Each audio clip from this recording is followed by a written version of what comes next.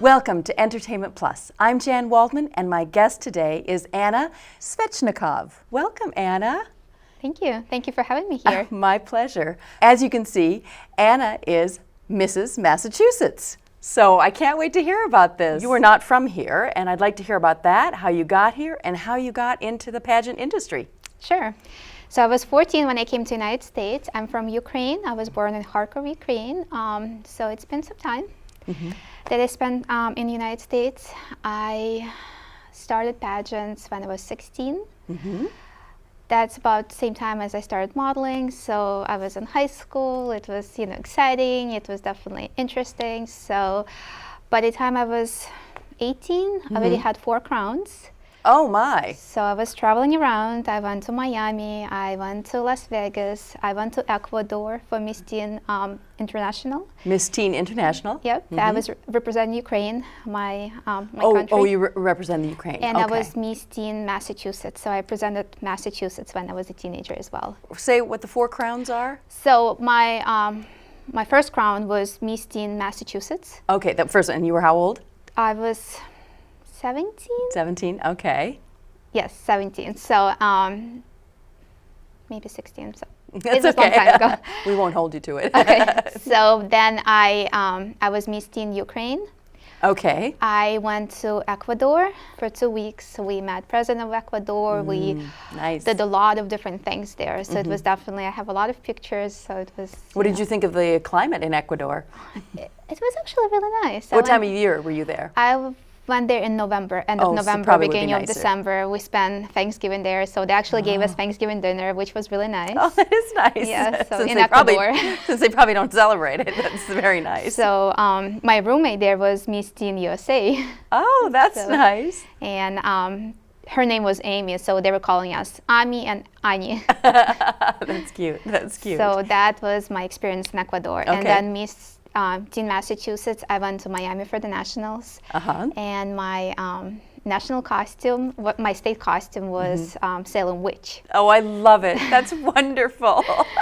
I mean, I just wanted to be creative, or maybe a little too creative, but judges, they never seen Salem Witch from Massachusetts. I don't know why. I mean, they didn't know. And I was the second runner-up for that. So I have. That's good. Brought a pledge home, and I have, so it's exciting. Oh, that's cute. I like that. That's very cute. Okay, so now, fast forward a little bit. Your pageant as a single woman your pageants as a single woman, they've ended. Now, how did you get to Mrs. Massachusetts? So I'm married. I have 2 kids. So I was thinking that I will never do pageants again, but it's never say never. Right. It's interesting. So. Last summer, I'm licensed marriage and family therapist. I was working with a client who was 11, 12 at the time, and we played therapeutic game. And then the thing that she picked up, is there something you're too old to do? And she was like, I don't know, let me think about it. And she's like, how about you? I was like, I'll think about it, and I'll get back to you next week. So I came home that night, and I was thinking about it and thinking, and I was like, well, maybe pageants. And I was like, let me look into that. So I started Googling, and I was like, oh wow, I didn't know that you can be Mrs. and you can be in pageants, because I was under impression you have to be single. 26, you have to be single, no kids. Now I know they extended to 28, but I was like, well, I'm married, I have kids. I don't think I can do it anymore, but apparently I could. So I Googled it. I was like, let me send in my application. So I applied, and then what was on the application? What did you have to fill in? What were they looking for? Or what questions did they ask? So what's your platform? They want to know, like, what's your background, if you ever done any community work, volunteering. Okay. I'm trying to think what else. It's been a while. It's been a while, yeah. So I think that's. And did you have to send in photos? Yeah, of course. You have to send photos and height, weight, things like that. Yeah, height, weight, previous pageant experience and stuff like that. Okay. So. And it was 2 months before the pageant, so I actually gave myself 2 months to get in shape, because my little baby was 10 months old. So it was really interesting. A good motivator. It was actually, part of it was the motivator, because I was, it was a little harder after the second baby to get back in shape. So I was like, okay, if I'm not going to become Mrs. Massachusetts, at least I'll be in shape, right? Right. It's a win-win. It is a win-win. So, and then soon after I was crowned, which was really exciting. It was a great experience. And so for Mrs. Division, you don't have to wear a bikini, which is, I guess, I was a nice going to thing. ask you that. It's the sportswear. So Oh, that's nice. so it's nice, and you can be really creative. It can be, you can go from, the sports bra and like little shorts. Oh, so you can be very yeah, but revealed. to like, just a shirt and, Slacks? yoga pants. Oh, okay. So So what were the categories you had to do So to compete? for the Mrs. Division, there's an interview. Okay. There's And sportswear. who interviews you? The judges?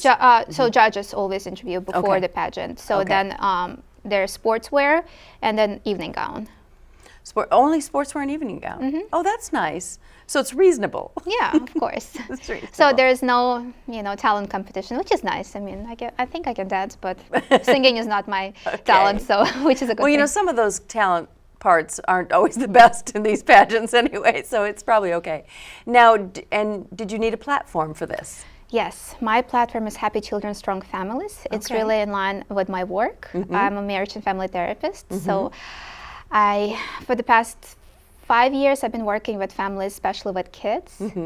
And maybe you can tell our audience your educational background. Where did you go to school, and Sure. what level did you reach? Yep. So my bachelor is in psychology from UMass Boston, and I went back.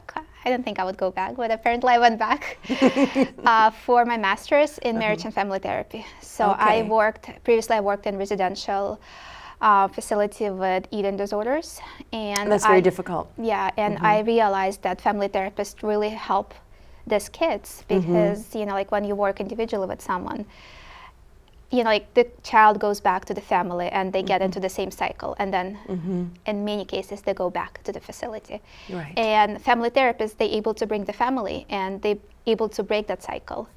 Right. If you don't change what's going on, the behaviors don't change. Unfortunately, behaviors don't change because the triggers are still there when you That's go correct. home. Correct. So that's why I was really interested in family therapy. And when I started Googling, places where you can get your master's in family therapy, it was UMass Boston. I was like, well, I guess I have to go back. I'm here already. Or had you left how many years between your bachelor's degree and your graduate degree? It was just 1 year. Oh, so you did right So, away. You went back. Yeah, I went back and. Now, were you married and had kids at this time, or were you still single? No, I was married. So I got married in 2010. Same year as I graduated from my undergrad. Okay. So it was end of the year I got married, and then I went back to school the next year. So next summer, 2011, I started my program at UMass Boston. So I didn't really wait a long time. No, that's good. That's good. Now, when you were at the Mrs. Massachusetts pageant, what city was that held in it, and what was the format for that? So for that, it was actually I was interviewed by the national director. Oh, okay. So they didn't have a pageant? No, they didn't have a pageant. So they are working on getting the pageant, same as like Okay. America. So they have like a couple of states possibly at the same place. Oh, that's good. So- Okay. Now, coming up, you will be going on to the next level, and can you tell us about that? So it will happen in Reno, Nevada pretty soon this summer. So I'm really excited about it. Again, you need to work all year. You have to show commitment to your platform. You need to show a lot of volunteerism and community work. So this pageant system is all about the community work and giving back to the community. So I think, there are different pageant systems, but this one especially paying That's attention nice. to that. And I've seen some of your photographs, and I see that you were in one with Joe Kennedy, who's It was a wonderful one gentleman. of my first ones, yep. And what was that about?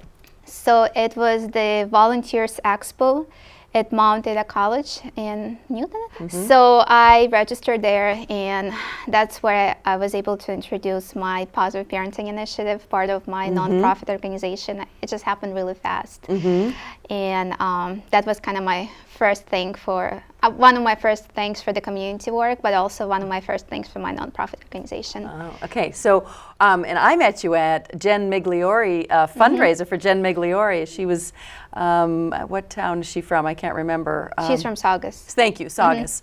A wonderful, wonderful young lady running for office. And she did not win, sadly, but that's where I met you. Yeah. And you were there, one of your events. So what other events have you done that will prepare you for Reno? I went to schools. I met with kids. I went to nursing homes, daycares for elderly.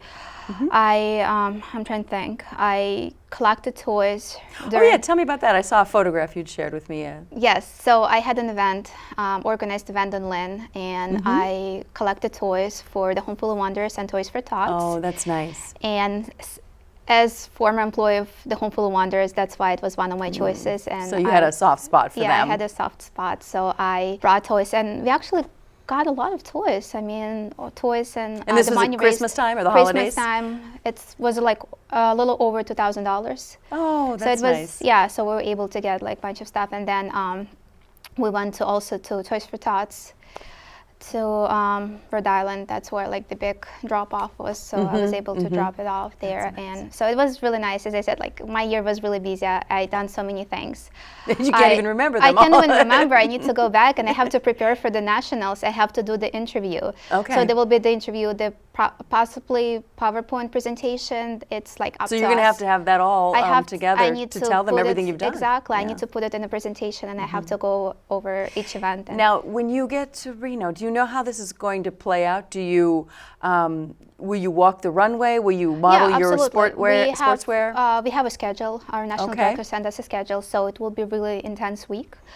So we fly out on Sunday, and then starting Monday until Thursday night, that's when we have to do a lot of photo shoots. We have to do a lot of rehearsals, preparations. Do they supply hair and makeup people for you, or do you have to do your own? We will have hair and makeup people. Oh, that's nice. So, and then for the photo shoots, for the interviews, so we have the schedule for like each Mrs.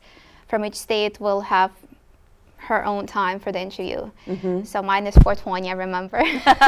Well, good luck. So thank you. So, and as I said, like there's some days where I have to wake up really early. I think my third day in Reno, the shoot starts at 6 a.m. Oh, that's unfortunate. So one shoot is from 6 to 8 a.m. It's going to be bikini shoot, actually, out of all things. Well, at least you can do it. I mean, before breakfast, right? That's good. Before Maybe breakfast. that's why. That's really good. And then we have our business look for the interview. We have to take pictures in that and gowns. And then the final show will be on Thursday of that week.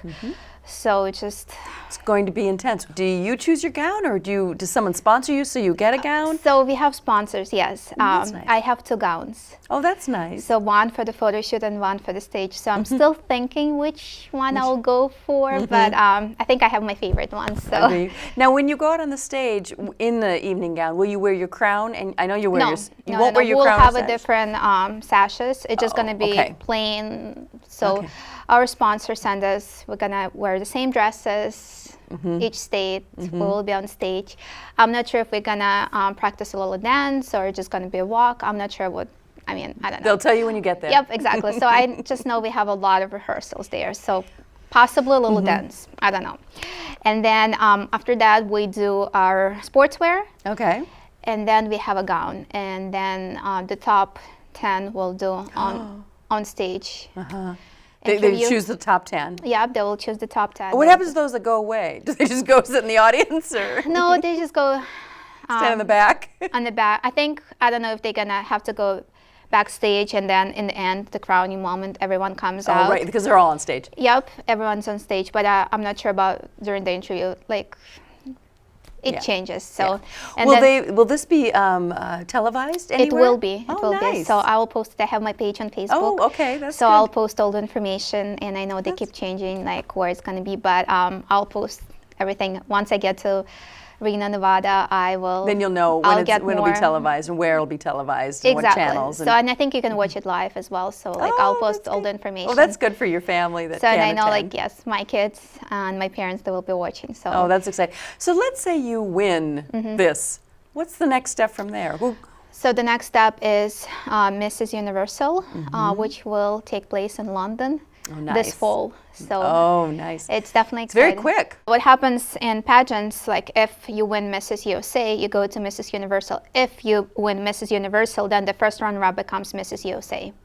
Oh. So that's okay. But then if you don't win Mrs. Universal, then you will serve as Mrs. USA the rest of the year. Okay. It actually happened a couple of years ago.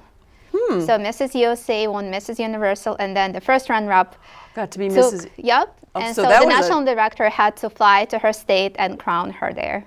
Oh. You know, it's kind of hard to be Mrs. Universal. I mean, there's so many beautiful ladies out there, right? I know. It's very competitive, but it's exciting. I think this is a good thing for people that are married, and they forget that there's still a lot of things available once you get a little older. Yeah. If you want to be beauty queen, you can be from like when you're 5 to when you're like 85. Right. There's no limit. Sky is the limit for that. And that's good. That's good.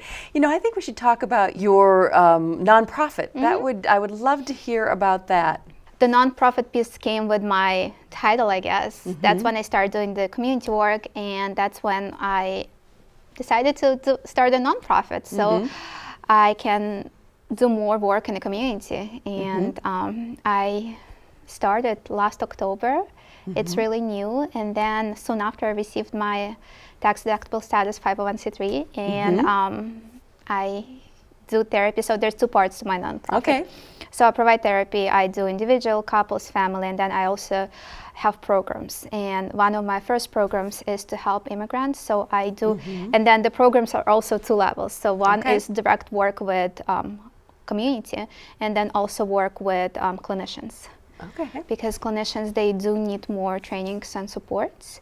And then the clients, you can provide more like direct support for clients. So there's a couple of programs that I'm working on right now. Tell me more about the immigrant one and what exactly you do for that. So for the immigrant, this is actually the providers. So this is for the clinician to help them learn about the trauma and help them learn about the immigration process, like what happens and how they can best support their clients. Oh, that's really and good. also, I'm an immigrant myself, so I know how I went through the whole immigration process, how much stress and trauma it is, and how you can best support it. And I'm only a child, so I became a parentified child at some point because I was the only one in the family speaking English. Yes, and would you explain what that is? Because people may not know what that means. Yes. I know what it means, but... So it's when the child accepting responsibility of a parent. So it's pretty much you, not by choice, you becoming that parent because you have to go everywhere with your parents and you have sometimes make those decisions. You have to answer calls and stuff like that. So that's really difficult and it's hard on kids. So I mean, maybe sometimes it's good that you grow up faster, but I mean... It becomes a necessity because and then for parents, they become helpless. And they do. I've seen that. And at some point, it's like learned helplessness. Even in their own language, they cannot make a call anymore. They rely on the child, which is, something that you need help with parents, like help parents, and then also help clinicians to understand that. Right. And how to, like different cultures also, like you have, so I had a lot of training in that. I mean, if I'm from a different culture, does not mean that like I know all the cultures, but that's what I learned because this is really important when you work with, certain clients from different culture. You need to at least understand like where they're coming from, so you can best join with them and support them. So that's another piece that I feel a lot of clinicians, they need support. So I will be partnering with nonprofits and I will be providing those trainings. Oh, I think it's wonderful because people don't realize the trauma just coming over and not being able to speak the language is just to fill out a form. They can't do it. They can't, like you said, answer the telephone. They can't get a driver's license. They can't communicate. They're unable to communicate without a translator or a child or somebody to help them, and a sometimes relative. children usually learn language fast. Yes, and yes, that's they do. what happens. Your nonprofit. What else do you guys? What do you do? It's you. Another program that I'm working on, and I'm hoping to launch that this upcoming school year, is working on bullying. It's Stand Against Bullying campaign, and to support kids who are being bullied. So what I noticed in the past couple of months, I've been having a lot of referrals from schools to help kids to cope with bullying. But I personally think I mean, of course, I want to help them to cope, but it needs to be, they need to be helped, and the Right. schools need to do certain things. I know there's been a law in 2010, you know, that, you know, like against bullying, and I know some schools did certain things, but I feel like it's been 7 years, and not much has been done. not much has been done. Yeah. So this is something I've been doing a lot of research on, and this is something I've been working on. Yeah, it's an important platform because, you know, bullies are good at what they do. They know how to do it without people seeing them. And Like, why are they bullying? Because sometimes they bully kids, usually respond to what's happening in the family, and then they're being bullied themselves, possibly. That's what happens when they come in. They need to take control over something. Yes. And sometimes they finding themselves bullying other people where they exactly. bully Yeah, they don't just bully. There's a reason for There's it. always a reason. That's why I wanted to address those, and also It's like help, a domino effect. Yep, You know, it and really also is. help parents and teachers to see the signs of bullying and like support those kids right there and then. Don't wait until, you know, like we have severe effects of bullying when kids start cutting themselves or hurting Correct. themselves, and then they have to go to therapy ASAP. You know, I would love Yes. to kind of like prevent it right there and then in school setting. It's a beautiful thing you've developed because it's so needed, and I love both of your platforms in that. And do you present this when you go to Reno? Will you talk about your... I will be. So this pageant, they actually, they taking a big stand on bullying. Oh, good. So, I mean, I didn't know. I started my program, and then they just made an announcement a couple of weeks ago, and I was like, oh wow, it actually comes with, like, you know, my work for this fall. I have a couple more like things that I'm working on, but this is like, I'm trying not to overwhelm myself and take Right. one step at a time. So right Right. now it's going to be immigration and bullying, those two things that That's a lot. I'm definitely interested, and I'm going to start partnering with schools. I already reached out to my former high school, and I have a meeting with them. They're really That's good. interested. So I graduated in English, so and I'm looking forward to start my to give project. back. That's nice. And if you could tell our audience about a website for your initiatives or how to reach you, you can just list those right now. So my nonprofit, it's Longwood Care. It's www.longwoodcare.com. And my, so I didn't talk about my first initiative, Positive Parenting Initiative. This is like the support of parents. So it's www.positiveparentinginitiative.com. So you can see all the information. I also have my Mrs. Massachusetts Facebook page. It's Mrs. Massachusetts USA Universal 2017. You just Google me on Facebook, and I also You'll come right up. Yep, I also post a bunch of stuff there. So. Oh, that's great. Well, thank you so much. It's been a pleasure to have you here. Thank you from Entertainment Plus, and find us on Facebook.